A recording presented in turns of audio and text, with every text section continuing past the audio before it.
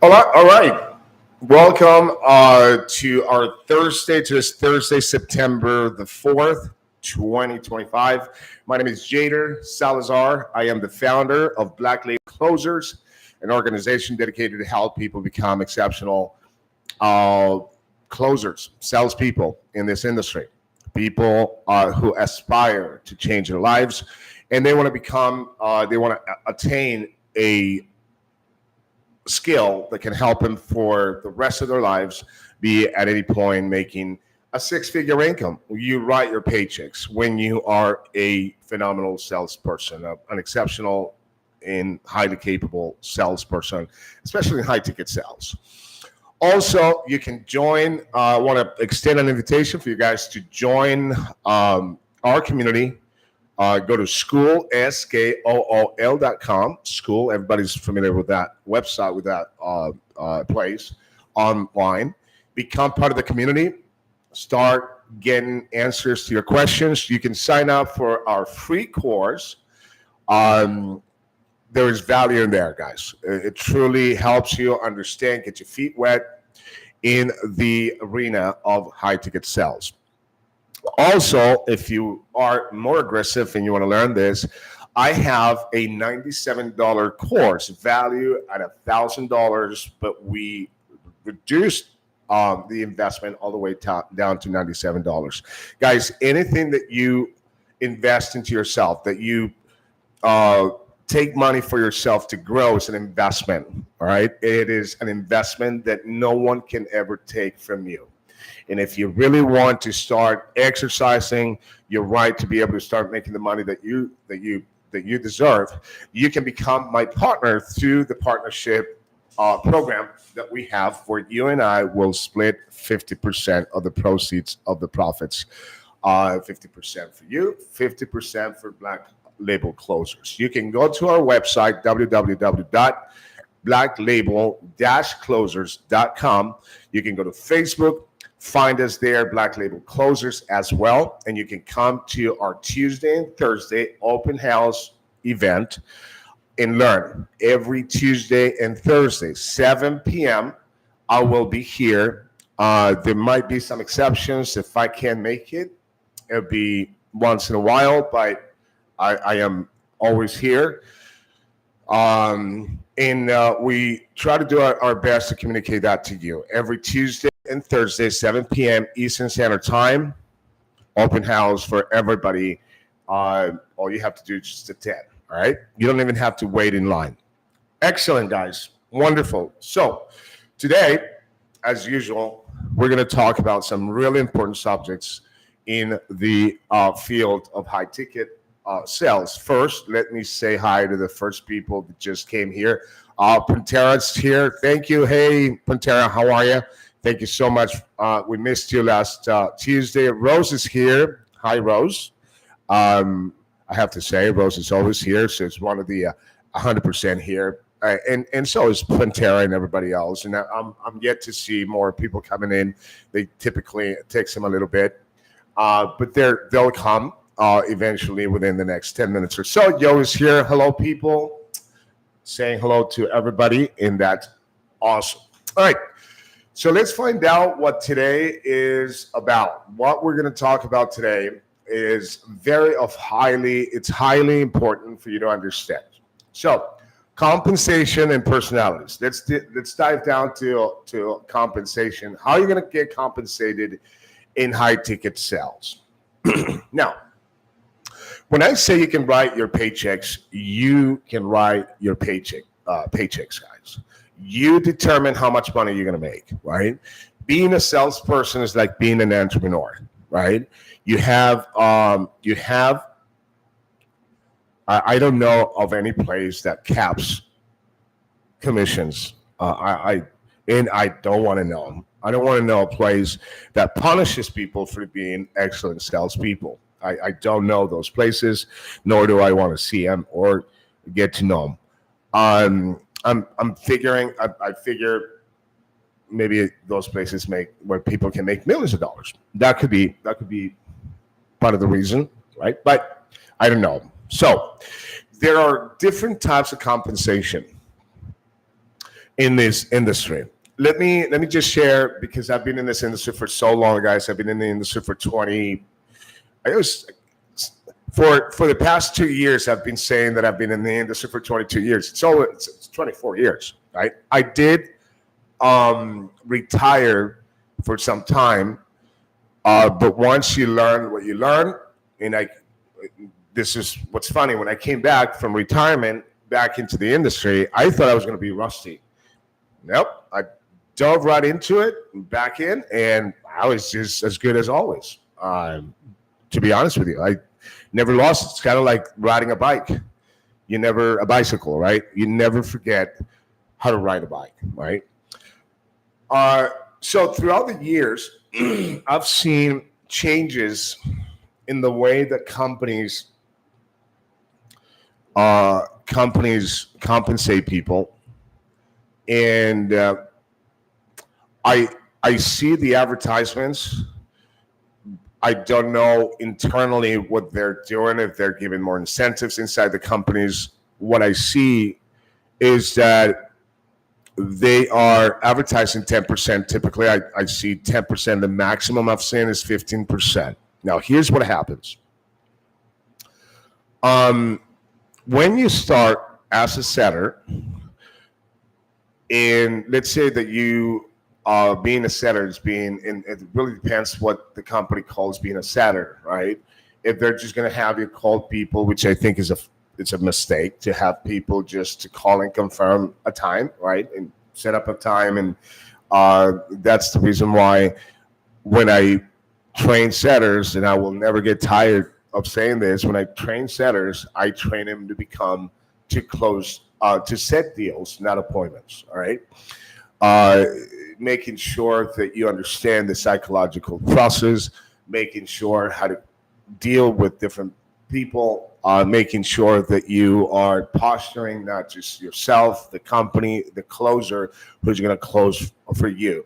When I train someone to become a setter and they become setters and they're exceptional setters, they're pretty much ready to close, right? Obviously, they have to prove themselves until they become consistent, and then that's when you promote these guys. The first thing that I have to convey or manifest is that when you are a business owner, I've been an employee, I've been a business owner, I've been a manager, I've been a trainer, I've been kind of playing all kinds of roles within the field. When you're talking from the perspective of being the owner of a company, or the decision maker as far as how much you're going to compensate people, you have to think of what is going to make people give people an incentive, right? How is it that I'm going to be able to incentivize people to get you to start performing at an exceptional place. So my perception is the more I pay a salesperson, check this out, the more I pay salespeople or a salesperson, the more I'm making, right? Because if I make Mars, how are you? Welcome on board. Thank you for coming. The more I pay people, the more money I'm going to collect. Because if I have to, I love making out checks for $10,000 in a given week. That means that I made a ton of money. The closer made a ton of money, and everyone is happy. On top of that, you want to make sure that you incentivize with spiffs. Spiffs are bonuses that we call them. It's a kind of the terminology, the lingo that we use in the field. Spiffs are bonuses that you pay your salespeople for performing, right? And there are all kinds of spiffs, right? Not just on numbers, right? For setters, for instance, since they're not closing deals, they're setting up the deal. You give them a spiff for the most amount of perfect sets that one can have, right? And how do we determine a perfect set, even if it doesn't close? The closer, I am one to always show my appreciation, even if I can't close somebody from a prospect that's coming from a setter that did everything they needed to do. For some reason, the deal didn't close. Uh, uh, Buyers are liars. That's not a derogatory affirmation. That's just the way people protect themselves. They lie because they don't want. I mean, first, and this is the reason why you have to earn people's respect and trust, so they stop lying and they can become sincere. You can't do that by selling anything. That's why it's important to become a communicator instead of a salesperson. A salesperson is going to sell you on features and how this is going to do this for you and how this is going to do that for you. It will he that salespeople, and I know quality salespeople, nonetheless they sell. Is they're talking, they focus on the program and how great the product is. They don't focus on why the product is ideal and how to turn the customer, the potential customer, into the deciding factor. Now, when I say that, I'm not saying that all the decision rests upon the prospect. You make them feel that they're making that decision, right? This is the reason why when you become consultative, the way you persuade those individuals is by helping them, not by pushing or shoving something in their face. So, going back to the compensation, the more I pay a salesperson, the more I'm making money, right? So there are scales, right? You have scales. One of the practices that we used to one of the things that we did to compensate setters is sometimes we give them, or sometimes not sometimes, but in many instances when I owned the company, I would tell the setter, and this actually happened to me, by the way. When I got hired the first time, they gave me a choice. They said, we can pay you a base, but that's going to have repercussions on your commission. We're not going to pay you. I think I was offered base for the training, but no commission. I came in. I did 2 weeks of classroom training and then 2 weeks on the phone. Well, it happened that I became the first trainee in the history of the company to ever make $75,000 in those 2 weeks. Here's what happened. I opted for the base because I didn't know how good I was going to be. And when people came to me, and I remember the guy who referred me to the company came to me when he saw that I made $75,000, came to me and said, let's see if we can do something for them to just pay you your commission and discount your month that they're going to pay you base. They didn't budge. They said that we give him a choice, and he said no. So basically I lost all the commission for those 2 weeks, which would have been phenomenal because I would have been at, I think I would have been at $11,000 in commissions, and in 1 week I never made that type of money before. So it was painful to see that go. But then later on, I made it up. I made up, and things were really, really juicy from that point on. All right, so as a setter, you could potentially come in and they can give you an option. Take a base as a setter, and if I am to give a setter a base for a period of time, or give a base, and that base is going to be sustained until they leave the company or become a closer. What I do is I bring the 10% down to 5%, so they have a base. Or you can have the full 10% but no base. If the setter feels confident, he's going to be able to do a good job and he's going to make more money, I'd say always go for commission. My opinion is, even if you're brand new, let's say you take the training and boom, if I train you, rest assured you're going to make a lot of money. right from the get-go, right? So if I train you, you'll be okay. Take the commission. Don't be afraid. And I will support you, helping you in that direction. Now, once you become a closer, now inside the center's position, you might have occasions where your boss, the people handling the account will give you an extra 5% or 2% or whatever spiff they see fit at that point for closing deals. When you become a closer, Jesus, my computer is okay. When you become a closer, it is a lot. It's a different game, right? Because now I want the best closers in my team, in my company. I want the best closers playing the game with me, making money, and I know that I have to compete. See, salespeople to me are like customers. One prospect brings me one payment, one sale, right? One salesperson will bring me hundreds of payments, right? So I want to keep my good salespeople. That doesn't mean that I'm going to let them take advantage of me or the company. What it means is I'm going to pamper them a little bit. I'm going to make sure they feel comfortable that I'm paying them handsomely, right? And 10% for a superb closer is too low.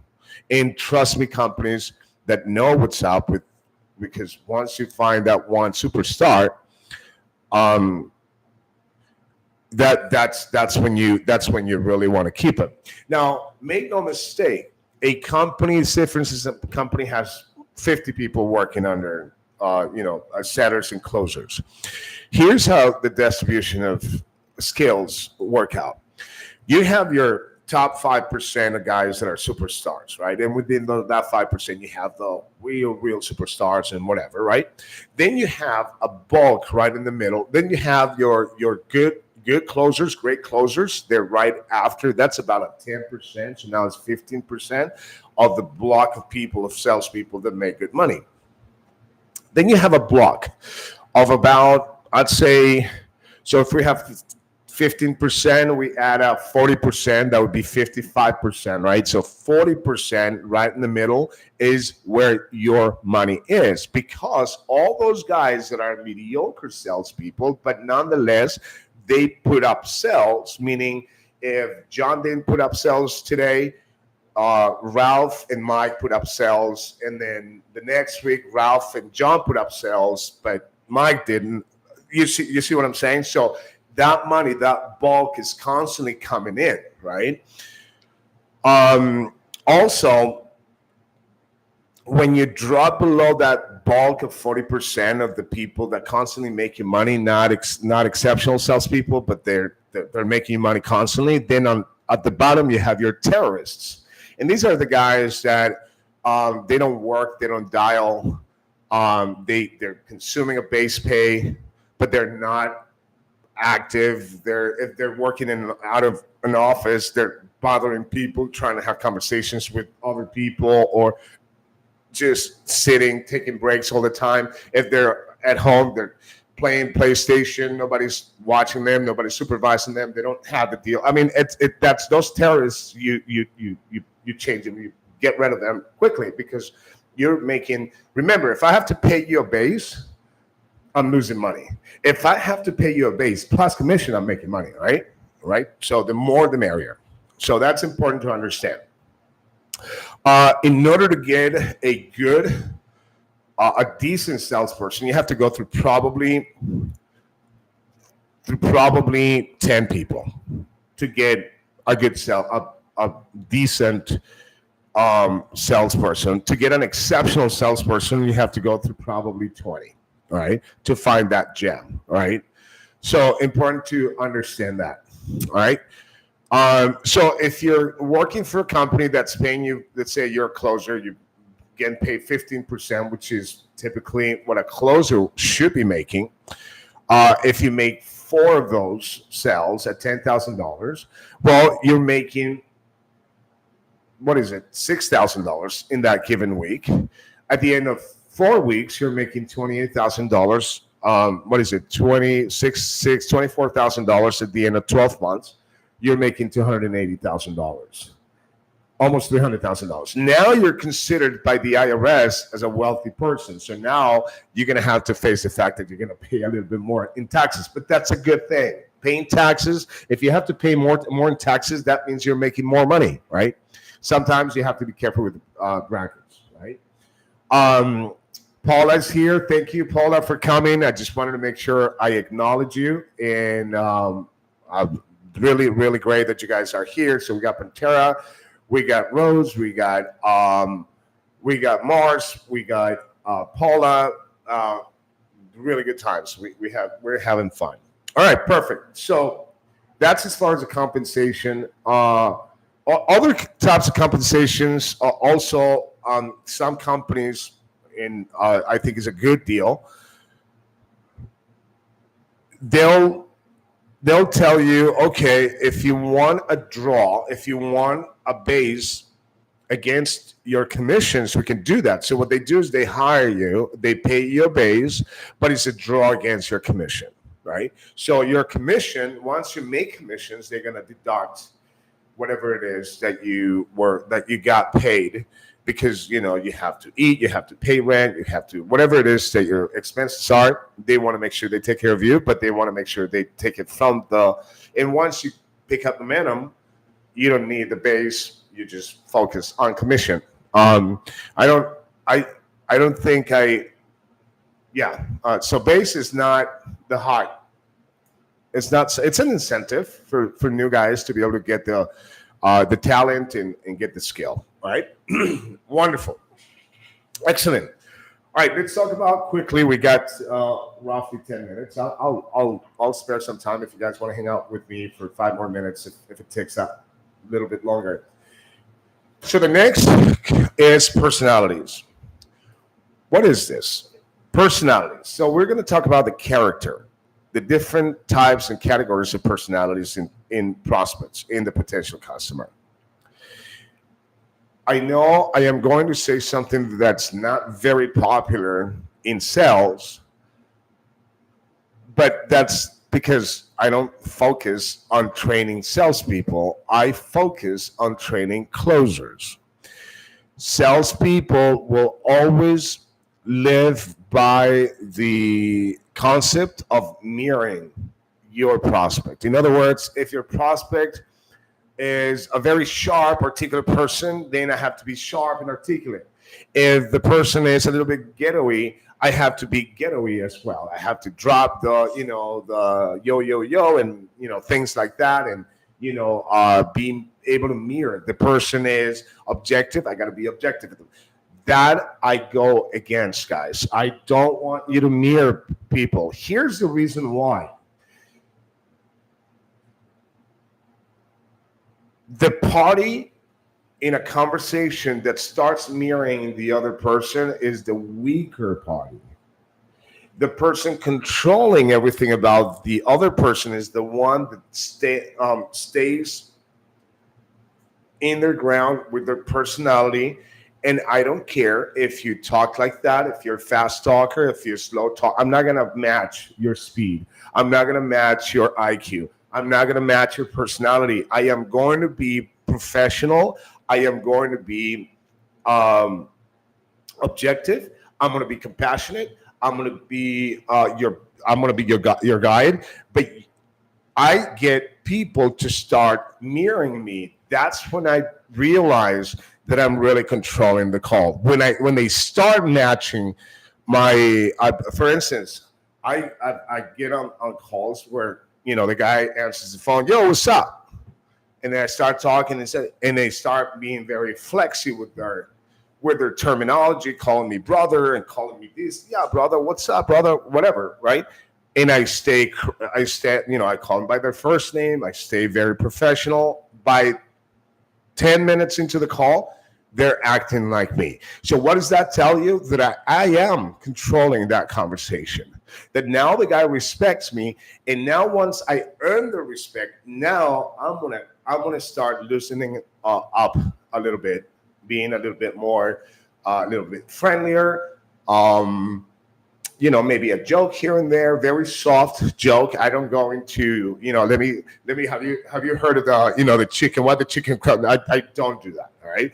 Or so a bear walked into a bar. That I'm not gonna do that. Right. I wanna make sure that if I drop a line that's funny, that is just a line, we can have a crack at it and move on. Right. That's exactly how I'm gonna handle that conversation.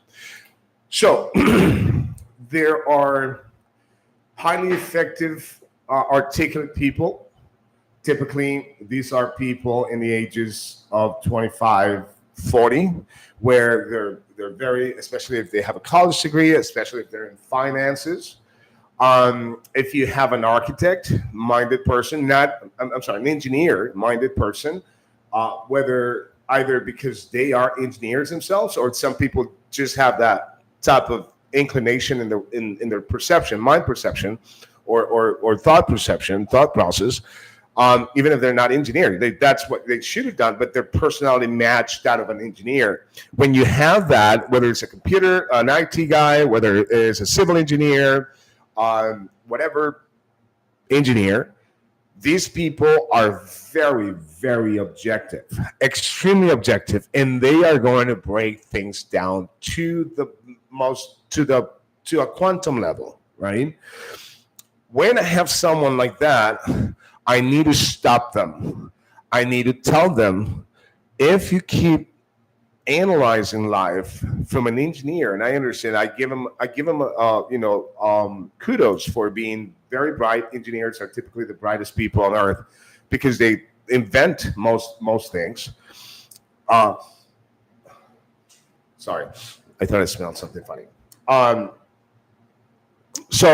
But at the same time, I'm going to tell them that their engineer mind is going to boycott their business career. That they have to understand that being an engineer, having an engineer mind for business, that means that you are going to. I was talking to them, and they always agree. They always give me. They always tell me that I am right as far as my concept and my perception on engineers. I've done this for so long, guys, that I know exactly what I'm talking about. I remember one engineer telling me a joke. I told him that, and he said, "Yeah, you're right. We have a joke in the field as engineers. We say, if you want to get something done, get rid of the engineers, because they never let you. They want to make sure that a bridge doesn't collapse, right? Doesn't crumble. That a road doesn't, whatever gets. That the work, the quality of what they do is to perfection. But in business, you have to make decisions. And I do that because at the end, I know they're going to break down when I ask for the investment. They're going to start giving me every sensical reason why they need to think about it. If something doesn't work, if that this or that. And that's the reason why I tell them this is not a class. I'm not giving you a class. I'm giving you a description of what you're going to be inside the program, right? You did the research, you found out that we're ethical and that we're reasonable, and we have a substantial amount of success stories. You're being an engineer right now, and you're not going to be able. Paralysis by analysis is always a characteristic of engineers. You have the protector personality, and always find their spot where they're doing. Some people do it. Don't try to be careful or vigilant when someone says, "I'm a money chaser."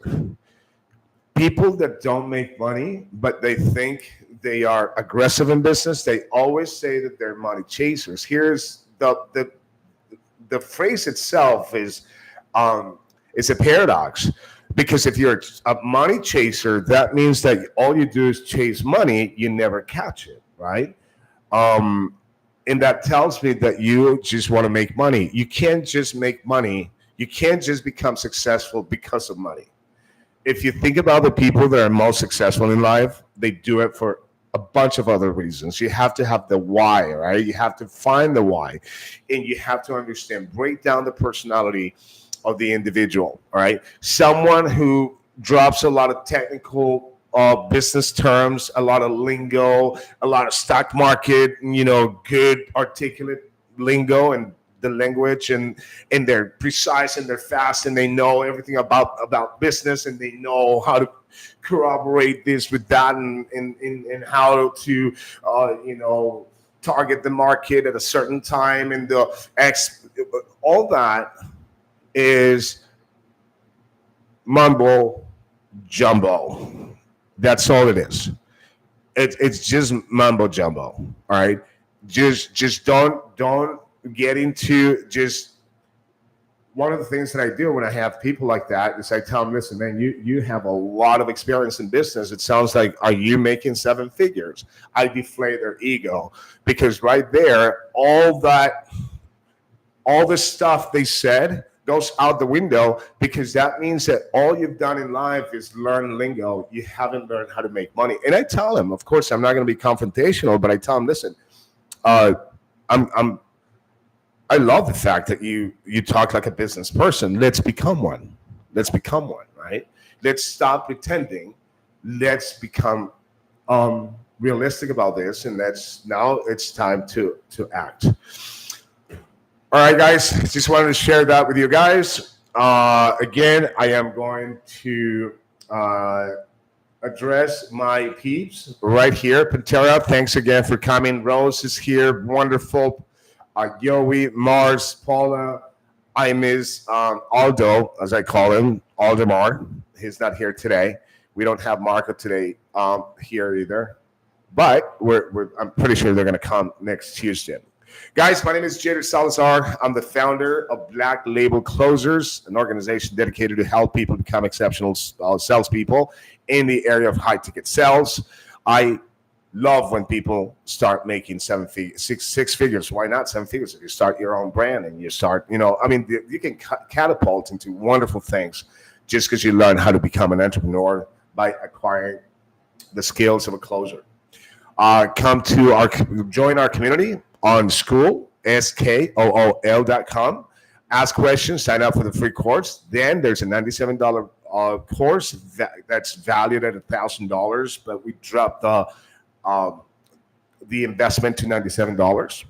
And if you want to become if you want to become active, then you can sign up to become, you and I can become partners through the partnership program, and we can split 50-50 the proceeds, the profits of that, and you can start practicing, training you. All right, perfect. Every Tuesday and Thursday, 7 p.m. Eastern Standard Time, we have an open house event. This is the event. Just show up. That's all you have to do. All right, and go to www.blacklabel-closers.com and visit our website and see what's you can check out testimonials and understand a little bit about my background as well. All right, guys, thank you very much for coming, and I'll see you next Tuesday, guys. Good night.